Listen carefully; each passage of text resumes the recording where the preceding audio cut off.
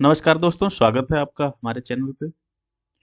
इस वीडियो में हम एक बहुत मुख्य टॉपिक लेके आए हैं जो कि बोर्ड की परीक्षाओं के लिए बहुत महत्वपूर्ण रहने वाला है। ये निबंध है। निबंध बोर्ड की परीक्षाओं में हमेशा पूछा जाता है। ये बेरोजगारी का निबंध है जो कि कई बार पहले पूछा भी गया है। बहुत इम्पोर्टेंट टॉपिक है।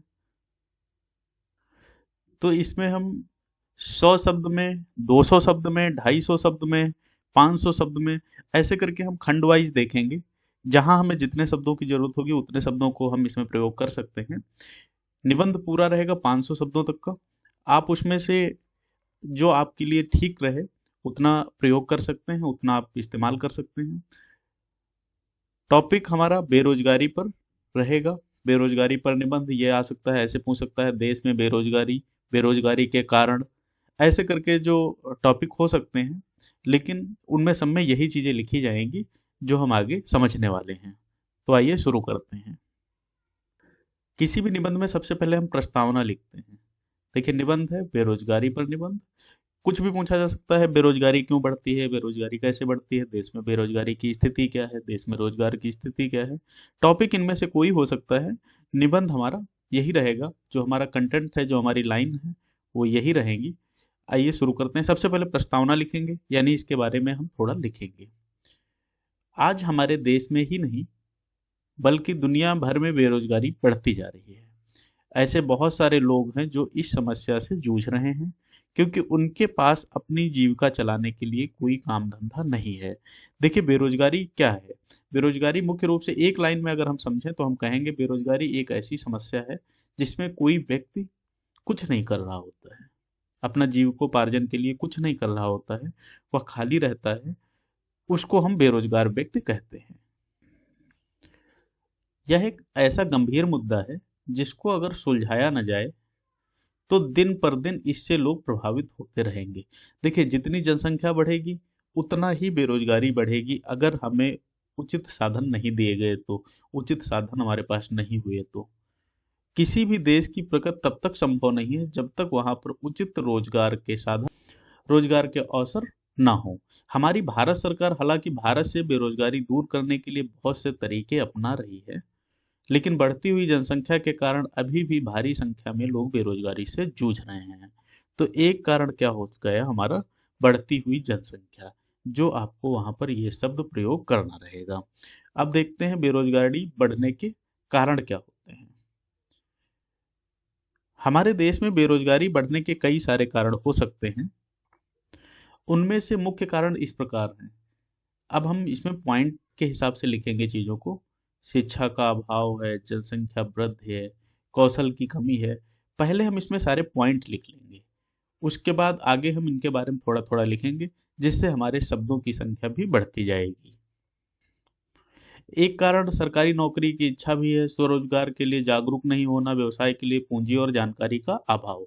देखिए, सरकारी नौकरी की इच्छा, इसमें हम क्या लिखेंगे। कई बार आपने देखा होगा कि बहुत से हमारे युवा हैं जो सरकारी नौकरी के लिए लंबे लंबे समय तक, यानी एक अच्छी खासी उम्र तक तैयारी करते हैं। कई बार पेपर लेट होते हैं, कई बार और बहुत सारी ऐसी समस्याएं आ जाती हैं जिनसे सफलता नहीं मिल पाती है, और वो लोग भी कहीं न कहीं से बेरोजगारी की श्रेणी में आ जाते हैं। जबकि वो शिक्षित हैं, फिर भी बेरोजगारी की श्रेणी में आ जाते हैं। व्यवसाय के लिए लोग अभी आगे नहीं बढ़ रहे हैं, स्व व्यवसाय के लिए लोग आगे नहीं बढ़ते हैं, जिसमें जिससे भी बेरोजगारी आती है। अगर हर व्यक्ति कहीं न कहीं से कुछ व्यवसाय शुरू कर देगा, यानी हर कोई नौकरी पर नहीं निर्भर रहेगा, तो बेरोजगारी से निपटा जा सकता है। तो ये हमें कुछ पॉइंट इसमें ऐसे लिख देने रहेंगे। आगे चलते हैं, समझते हैं इसमें। आज के समय में शिक्षित बेरोजगारों की संख्या अधिक है। उसका सबसे बड़ा कारण कौशल की कमी है।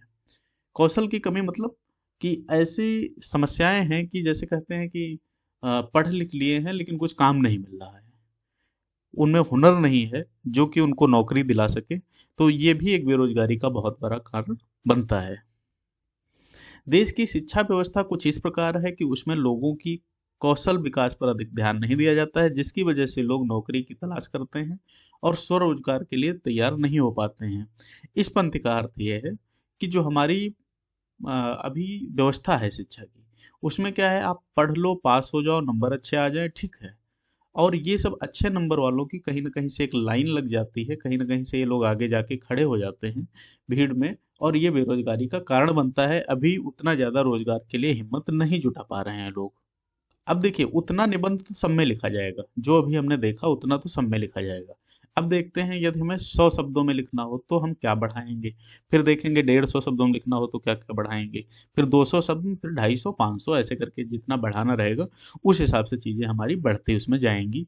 जितने नंबर का निबंध आएगा उतने नंबर का आपका उस हिसाब से लिखना रहेगा। अब हम उतने के बाद हमारा जब 100 नंबर की बात आती है, यानी 100 शब्दों की जब बात आती है, माफ कीजिए नंबर नहीं, 100 शब्दों की जब बात आती है, तो हम उसमें और क्या चीजें जोड़ेंगे।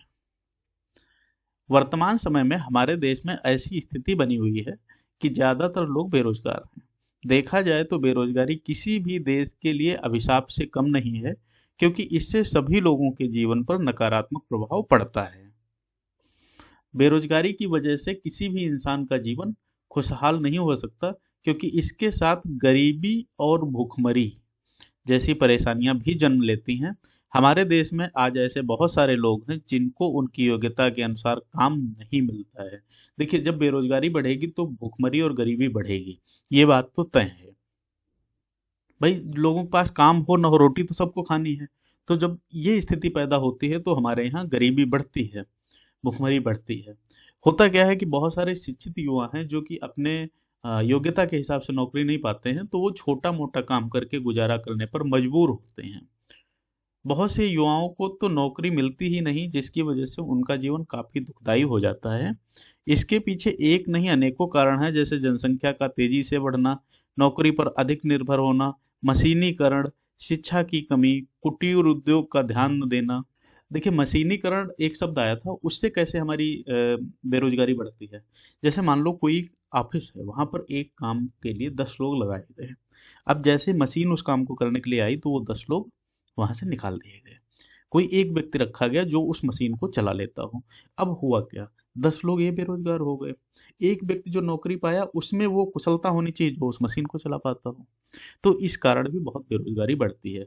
जब हमारा 100 शब्दों की बात होगी तो हम उतना लिखेंगे, हमारे लिए उतना काफी है। अब आते हैं, जब हमारे लिए ऐसा करना रहे कि 150 शब्दों में आप लिखिए, तो हम थोड़ा और उसमें बढ़ा देंगे। अब क्या होगा, भारत में बेरोजगारी दिन प्रतिदिन बढ़ती जा रही है, और यह बहुत ही चुनौतीपूर्ण समस्या है। वैसे तो बेरोजगारी समस्या के पीछे बहुत से कारण हैं। शिक्षा और कौशल की कमी एक बड़ी वजह है। इस समस्या से छुटकारा पाने के लिए भारत सरकार ने बहुत से कदम भी उठाए हैं, लेकिन अभी इसमें सफलता नहीं मिल पाई है। वैसे तो भारत की गिनती विकासशील देशों में होती है, लेकिन यहाँ बेरोजगारी ने अपने कदम जमाए हुए हैं। किसी भी देश के लिए बेरोजगारी में वृद्धि होना काफी खतरनाक है, क्योंकि यह उसके विकास और उन्नति में काफी बुरा प्रभाव डालती है। इतना हम लिखेंगे। इसके बाद अगला जो हम इसमें पॉइंट डालेंगे वो रहेगा बेरोजगारी दूर करने के उपाय। हेडिंग आपको हमेशा मोटी रखनी है, आपको जो लाइन लिखनी है वो पूरी बराबर लिखनी है। ये सब चीजें भी मायने रखी जाती हैं बोर्ड परीक्षाओं में।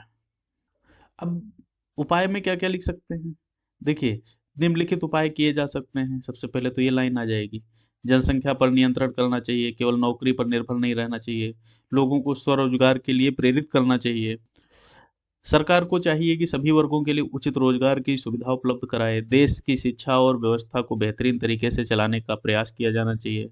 शिक्षा केवल किताबी ज्ञान तक सीमित नहीं होना चाहिए, बल्कि कौशल विकास, स्किल डेवलपमेंट पर भी ध्यान देना चाहिए। हालांकि अभी एक प्रोग्राम आया था स्किल डेवलपमेंट, मोदी जी ने इसको शुरू किया है और काफ़ी हद तक ये बेहतर प्रदर्शन भी कर रहा है।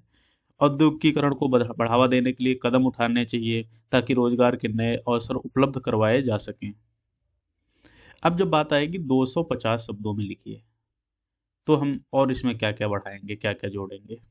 देखिए, चीज़ें वही हैं, बस हमें उसमें थोड़ा बढ़ा के लिख देना है, थोड़ा और चीज़ें लिख देनी है, थोड़ा शब्द ऐसे इस्तेमाल करने हैं जो थोड़ा नए हों, जागरूकता से संबंधित हों। देखिए, इसमें क्या बढ़ जाएगा।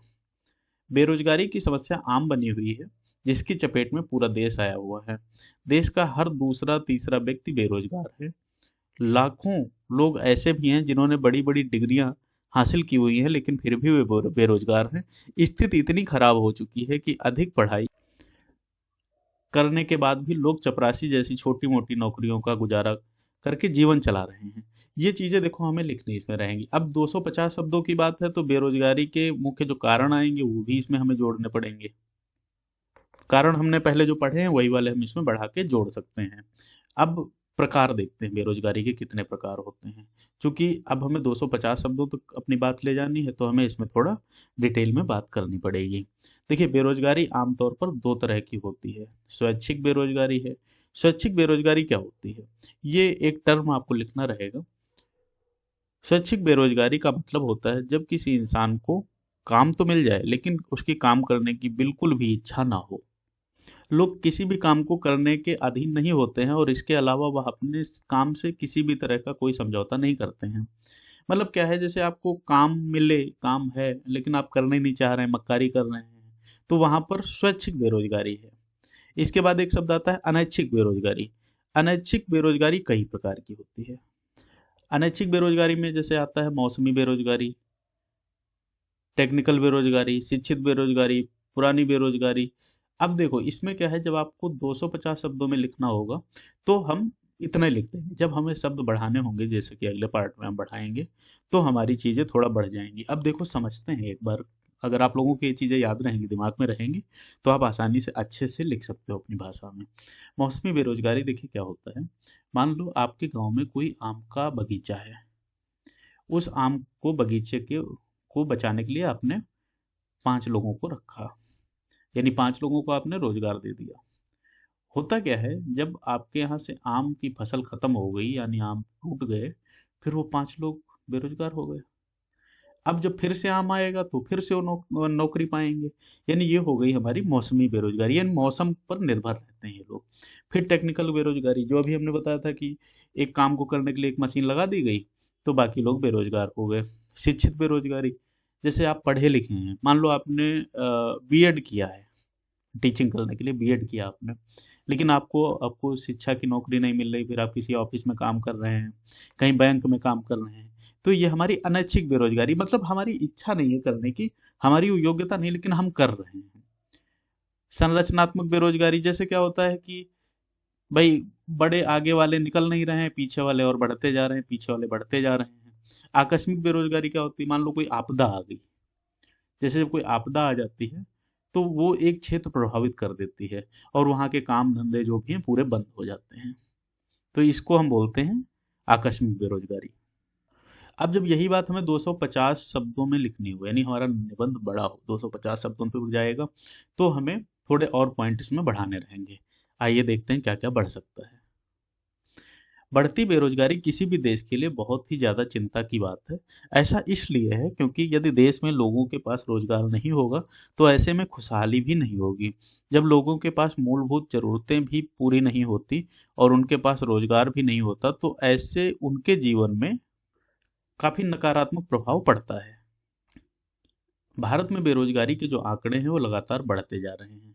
यह हमारे देश के लिए अत्यधिक चिंता की बात है क्योंकि जिस तरह से बीते कुछ सालों में बेरोजगारी दर में उछाल आया है वो काफी गंभीर विषय है। बेरोजगारी का अर्थ, अब देखो जैसे 500 शब्दों की बात लिखनी है तो थोड़ा तो बढ़ाना उसमें पड़ेगा। अब मान लो आपकी कक्षा में 100 बच्चे हैं तो 100 के 100 बच्चे निबंध लिखेंगे, लेकिन आपके निबंध में कुछ तो अलग होना चाहिए ना, जिससे आपको नंबर देने वाला अलग से नंबर दे। तो इसमें हम ये बढ़ाएंगे, कुछ ना कुछ अलग से चीजें लिखेंगे। बेरोजगारी का मतलब होता है जब कोई बहुत ज्यादा कुशल और प्रतिभाशाली व्यक्ति किसी कारणवश उचित नौकरी नहीं हासिल कर पाता है, तो यह स्थिति बेरोजगारी को जन्म देती है। अब बेरोजगारी को जन्म देने वाले कारक, ये कारक निम्नलिखित हैं। देखिए कोई भी समस्या अगर आएगी तो बढ़ती जनसंख्या के कारण आएगी, ये आप हमेशा ध्यान रखो। कोई भी निबंध आए अगर तो उसमें हम जनसंख्या का प्रयोग हमेशा कर सकते हैं। दूसरा जो मुद्दा है वो है आर्थिक विकास का। आर्थिक विकास काफी धीमी गति से हो रहा है जिसकी वजह से लोगों को रोजगार के मौके बहुत कम मिलते हैं। अब देखिए धीमी गति से विकास क्यों हो रहा है, उसका भी ये कारण है, भाई लोग बहुत ज्यादा हैं, सब तक एक सुविधा पहुंचानी है, सबको रोटी कपड़ा मकान प्रदान करना है, सबको ध्यान रखना है, सबको सुरक्षा देनी है, तो सरकार के लिए भी एक चुनौतीपूर्ण कार्य है, इसलिए समय तो लगता है। कुटीर उद्योग बहुत ज़्यादा पहले चलते थे। कुटीर उद्योग क्या होते हैं? छोटे छोटे उद्योग जो हमारे गाँव घरों में होते हैं, वो बहुत ज़्यादा अब कम हो गए। लोगों को शर्म सी महसूस होने लगी कि अरे हम ये काम करेंगे, अरे हम इतना छोटा काम करेंगे। इस वजह से भी बेरोजगारी बढ़ रही है। तकनीक का उन्नत काफ़ी धीमी गति। अब देखो, तकनीकी जैसे बढ़ेगी, जितना जितना टेक्निकल चीज़ें बढ़ेंगी, मशीन बढ़ेगी, समाज में जितना मशीन आएगी, उतना ही ज़्यादा बेरोजगारी बढ़ेगी। ये चीज़ आप हमेशा ध्यान रखिएगा। यानी मशीन का प्रयोग जो है बेरोजगारी बढ़ाता है। कुछ लोग सरकारी नौकरी करने के चक्कर में बेरोजगारी की समस्या से जूझ रहे हैं। जैसे क्या है कि वो एक लंबा समय हो गया, यदि देखिए कहा गया है हर चीज़ के लिए एक समय निर्धारित करना चाहिए कि भाई अपने जीवन का इतने हिस्से में ये करेंगे, इतने दिन में ये कर लेंगे, इतने दिन में ये कर लेंगे। कुछ दिन ऊपर नीचे चलेगा, लेकिन अब सोचो कि आप लगातार एक ही चीज़ के लिए कर रहे हो, तो भाई ठीक है, उसमें बेरोजगारी तो बढ़ेगी ना। आपके माता पिता कहीं न कहीं से तो आपके लिए चीज़ें पूरी करेंगे, ज़रूरतें पूरी करेंगे, वो भी वृद्ध होंगे। इसलिए क्या है कि सरकारी नौकरी का लालच, ये हमारे समाज की आजकल की बहुत एक बड़ी अंदरूनी बीमारी बनती जा रही है। इस वजह से भी बीमारी मतलब कह सकते हैं बेरोज़गारी बढ़ रही है। अब देखते हैं बेरोज़गारी जब होती है तो समस्याएँ क्या-क्या होती हैं। देखो, बढ़ती बेरोज़गारी सबसे बड़ी जो समस्या देती है वो गरीबी को है। रोज़गार नहीं होगा तो अपनी ज़रूरतें पूरी नहीं कर पाएगा और अपराध करने लगेगा। देखिए हाँ, ये एक अपराध भी इसमें बहुत बड़ा एक रोल, ये बेरोज़गारी ही रोल निभाती है अपराधी बनाने में। भाई इंसान की ज़रूरतें तो पूरी नहीं होती हैं, और जब ज़रूरतें पूरी नहीं होती हैं तो वो गलत काम करता है। तो इसलिए बेरोज़गारी बहुत बुरी चीज़ है, अपराधी बनाती है। अच्छे-अच्छे लोगों को मैं बता रहा हूँ, पढ़े-लिखे लोगों को अपराधी तक बना दिया है बेरोज़गारी ने। बेरोज़गारी की वजह से व्यक्ति मानसिक तनाव में रहने लगता है, जिसके कारण काफ़ी घातक परिणाम हो सकते हैं, क्योंकि व्यक्ति इतना परेशान हो जाता है कि वो आत्महत्या भी कर लेता है। आपने ये बहुत ज़्यादा सुना होगा कि कहीं रहने वाले बच्चे जो हैं, कोटा में रहने वाले या बाहर रहने वाले, वो समाज से फेस नहीं कर पाते हैं। समाज से कहीं न कहीं से कट के रहना चाहते हैं। अंदर ही अंदर घुटा करते हैं। डिप्रेशन में रहते हैं, जो कि बेरोज़गारी ही इसका कारण बनता है। फिर अब है, देखो 500 शब्द का फिर से है हमें लिखना है, तो हमें इसमें उपाय भी लिखने पड़ेंगे, कैसे संभावित तरीके से दूर की जा सकती है। तो बेरोज़गारी को पूरी तरह से समाप्त नहीं किया जा सकता, लेकिन इसे कुछ कोशिशों के द्वारा काफ़ी हद तक कम किया जा सकता है। अब क्या होगा, लघु उद्योग और छोटे-छोटे बिज़नेस। देखिए ये लघु उद्योग यानी हमारे गाँव घर वाले, जैसे बिज़नेस आपने पहले सुना होगा, दादी और मम्मी लोग बताती होंगी आपको। कि कोई व्यक्ति अपने घर में डिब्बे बना रहा है, कोई व्यक्ति कुछ कर रहा है, यानी थोड़ा-थोड़ा सब लोग काम करते रहते थे और उससे अपना आजीविका चला करती थी। एकदम बोझ नहीं होता था, बेरोज़गारी वाली स्थिति महसूस नहीं होती थी, तो हमें बढ़ाना पड़ेगा। देश की बढ़ती हुई जनसंख्या पर काबू करना चाहिए। सरकार को चाहिए कि वह स्वरोज़गार जैसी योजनाओं को के द्वारा नागरिकों की सहायता करे। भारत एक कृषि प्रधान देश है और इसके लिए ज़रूरी है यहाँ की खेती-बाड़ी में सुधार होना चाहिए, इससे ज़्यादा से ज़्यादा लोगों को रोज़गार के अवसर मिल सकेंगे। ये बिंदु हमें ज़रूर लिखना है, क्योंकि देखिए अपनी बहुत जनसंख्या जो है वो खेतों से समृद्ध है। पुराने समय से जो शिक्षा नीति चली आ रही है उसमें बदलाव करना ज़रूरी है। छात्रों को व्यावसायिक और तकनीकी शिक्षा पर जोर देना चाहिए। लघु और कुटीर उद्योगों के लिए लोगों को प्रेरित करना चाहिए। देखिए ये हमारा 500 शब्द का अगर निबंध रहेगा तो ये सारी चीज़ें इसमें लिखनी रहेंगी। अगर आपको ये वीडियो पसंद आया हो तो आप लाइक कर लीजिएगा, सब्सक्राइब कर लीजिएगा, अपने दोस्तों में शेयर कर लीजिएगा। सब्सक्राइब करने से ये फ़ायदा रहेगा कि और भी जो हम आपके लिए ज़रूरी चीज़ें लाएँगे वो आपको समय पर मिलती रहेंगी।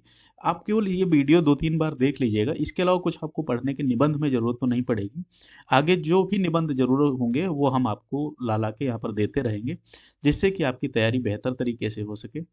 चैनल पर नए हैं तो आप सब्सक्राइब कर लीजिएगा, वीडियो पसंद आए तो लाइक कर लीजिएगा। मिलते हैं अगले वीडियो में, आपके लिए कुछ बेहतर कंटेंट फिर लाएंगे। धन्यवाद।